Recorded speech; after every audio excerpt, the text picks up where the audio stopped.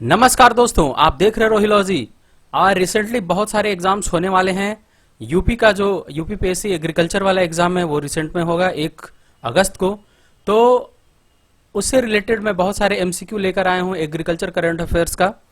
तो आप इसको अटेंड करें। और बहुत सारे वीडियोस मैंने अपने चैनल पर डाल रखे हैं एग्रीकल्चर करंट अफेयर से रिलेटेड, प्रीवियस बहुत सारे मंथ्स का, तो आप उसको भी जाकर देखें, बहुत हेल्पफुल होगा। This is brief introduction about me. आप मुझे चाहें तो रोहिलॉजी पे ज्वाइन कर सकते हैं और वहां से आपको इंपॉर्टेंट जानकारी मिल सकती है और किसी भी वीडियो की पीडीएफ भी मिल सकती है। चलिए बात करते हैं आज के सबसे पहले क्वेश्चन की। The world of organic agriculture report 2020 release किया गया। उसके अकॉर्डिंग पूरे वर्ल्ड में हाईएस्ट ऑर्गेनिक फार्मर्स किस कंट्री में है, ये आपको बताना है। तो इसके लिए राइट आंसर होगा option D, that is India. India में सबसे ज्यादा ऑर्गेनिक फार्मर्स हैं, ये आपको याद रखना है, क्योंकि अगर इंडिया इसमें आ रहा है तो ऑब्वियस सी बात है कि क्वेश्चंस कहीं ना कहीं पूछे जा सकते हैं। चलिए अगला क्वेश्चन देखते हैं। रिसेंटली प्रीवियस ईयर्स में, कुछ हाल फिलहाल के साल में, इंडियन फॉरेस्ट एक्ट 1927 को अमेंड किया गया। किस साल में अमेंड किया गया, यह मैंने पूछा है।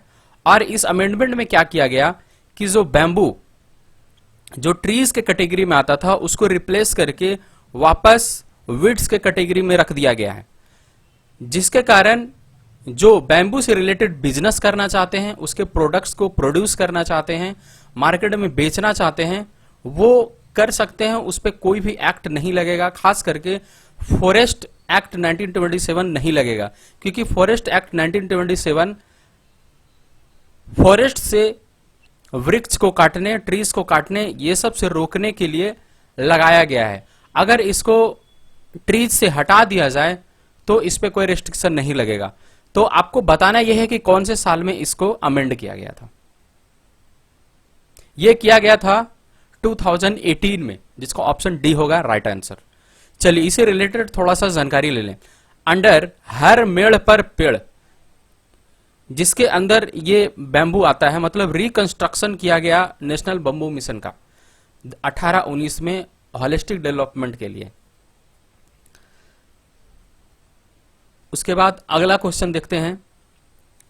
South India's first and countries second किसान रेल।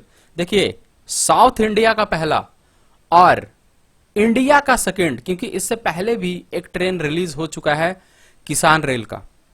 तो आपको यह बताना है कि साउथ इंडिया का पहला और इंडिया का सेकेंड जो ट्रेन रिलीज किया गया है वो कहां से कहां किया गया है।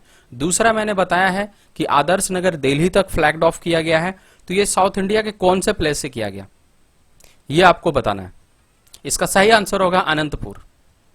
देखिए, on 7 August the first Kisan rail was flagged between Devlali in Maharashtra. Maharashtra से दानापुर बिहार तक पहला ट्रेन रिलीज किया गया था, और दूसरा जो किया गया था वो मैंने आपसे पूछा। चलिए अगला क्वेश्चन देखते हैं।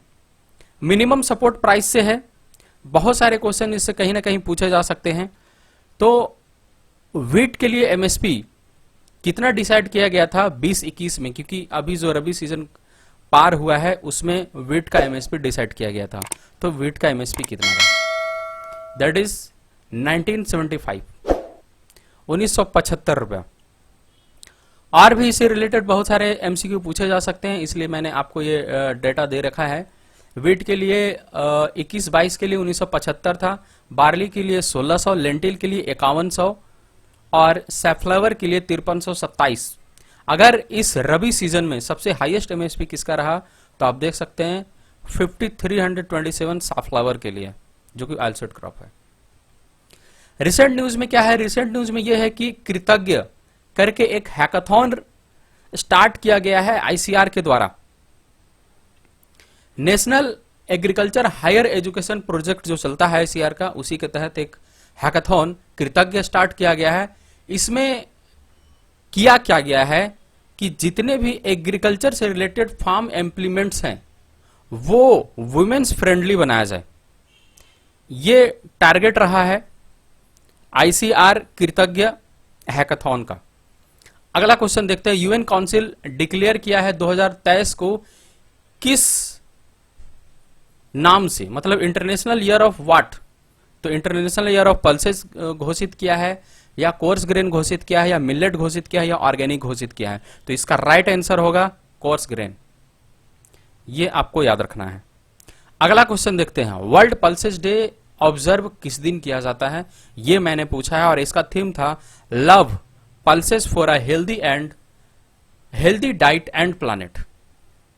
तो ये कब ऑब्जर्व किया गया था, ये किया गया था 10th of फरवरी। अगला क्वेश्चन देखते हैं, India target year to become self reliant in fertiliser.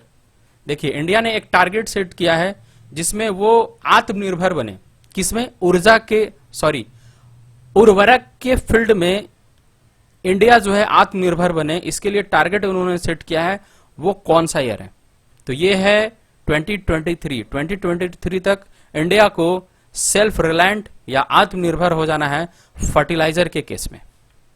चलिए अगला क्वेश्चन देखते हैं, according to announcement in the budget 2021 और 22, मतलब 21 to 22 जो बजट इस बार पेश किया गया, उसके अंडर जो स्कीम चल रहा है ऑपरेशन ग्रीन, उसके अंडर बहुत सारे क्रॉप्स पहले से हैं, जैसे कि अनियन है, टोमेटो है और पोटैटो है, जिसको टॉप्स बोलते हैं। अब टॉप टू ऑल करके इस स्कीम को चेंज किया गया है नाम को।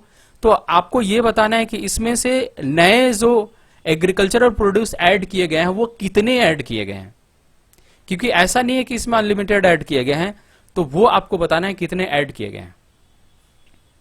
तो ये ऐड किए गए हैं टोटल 22। अगला क्वेश्चन देखते हैं, जो फार्म एक्ट 2020 में रिलीज किया गया ऑर्डिनेंस के थ्रू, तो उस पर बहुत सारे प्रोटेस्ट हो रहे हैं, इसीलिए कुछ क्वेश्चंस उससे रिलेटेड बन जाते हैं। इसी पे एक बुक लिखी गई है, एग्रीकल्चर एक्ट ऑफ 2020। तो एग्रीकल्चर एक्ट ऑफ 2020 किसके द्वारा लिखा गया है, ये आपको बताना है। तो इसके राइटर है A.K. राजन। ये है बुक जो कि आपको स्क्रीन पे दिख रहा है। चलिए अगला क्वेश्चन, डॉक्टर अमित केसरवानी को एक अवार्ड से नवाजा गया है और उनको यह अवार्ड दिया गया है एग्रीकल्चर साइंसेज में बेस्ट कंट्रीब्यूशन के लिए, इंपॉर्टेंट कंट्रीब्यूशन के लिए। आपको बताना यह है कि कौन सा अवार्ड उनको दिया गया है। Agriculture achievement award, world food prize 2021, ये किसी और को दिया गया है, ये तो पक्का इसको नहीं दिया गया है, ये ऑप्शन तो ऐसे ही गया। ICR अवार्ड 2021 या doctor APJ Abdul Kalam scientist award 2021। तो ये अवार्ड दिया गया है डॉक्टर अमित केसरवानी को, doctor APJ Abdul Kalam scientist award 2021। अब अगला क्वेश्चन देखते हैं, which state has highest area under प्रधानमंत्री की कृषि सिंचाई योजना। इसमें माइक्रो इरिगेशन को ज्यादा फोकस दिया गया है। तो आप बताइए कि कौन से स्टेट में सबसे ज्यादा प्रधानमंत्री किसाई सिंचाई योजना के तहत एरिया कवर किया गया। तो यह स्टेट है कर्नाटका, जो कि फर्स्ट रैंक पे है, क्योंकि इसका ड्यूरेशन था 2015 से 2020। इन 5 सालों में डिफरेंट स्टेट्स ने परफॉर्मेंस दिए, जिसमें से सबसे अच्छा परफॉर्मेंस रहा कर्नाटका का। 8.16 लाख हेक्टेयर इन्होंने माइक्रो इरिगेशन के तहत एरिया कवर किया और इरिगेट किया। दूसरा स्टेट आता है आंध्र प्रदेश, जिसको 7.71 लाख हेक्टेयर कवर किया गया इसमें। उसके बाद थर्ड है गुजरात। ऑल इंडिया लेवल पे अगर बात करें तो 43.71 lakh hectare lands were brought under micro irrigation in the last 5 years. पिछले 5 सालों में total 43.71 lakh hectares land micro irrigation में लिया गया है। तो ये बहुत ही इंपॉर्टेंट डाटा है जो आपको याद रखना चाहिए। रिसेंट न्यूज में कुछ देखते हैं, देखिए ये यूपी से रिलेटेड है। Union ministry of agriculture and farmers welfare ने नाबार्ड के साथ मिलकर एक स्कीम लॉन्च किया था 2002 में, जिसमें यह था कि जितने भी एग्रीकल्चर ग्रेजुएट्स हैं उसको ट्रेन किया जाए और उसको एक फैसिलिटी प्रोवाइड किया जाए ताकि वो एग्री क्लिनिक्स और एग्री बिजनेस सेंटर खोल सकें। तो इसके तहत बहुत सारे स्टेट्स ने काम किया और सबसे अच्छा प्रदर्शन रहा उत्तर प्रदेश का, जिसमें 8155 से भी ज्यादा एग्री क्लिनिक्स खोले गए। तमिलनाडु का जो रैंक रहा वो थर्ड रहा और महाराष्ट्र इसमें सेकेंड रहा। तो यूपी का जो रैंक है इसमें वो फर्स्ट है, इसीलिए ये क्वेश्चन हो सकता है कि पूछ दे।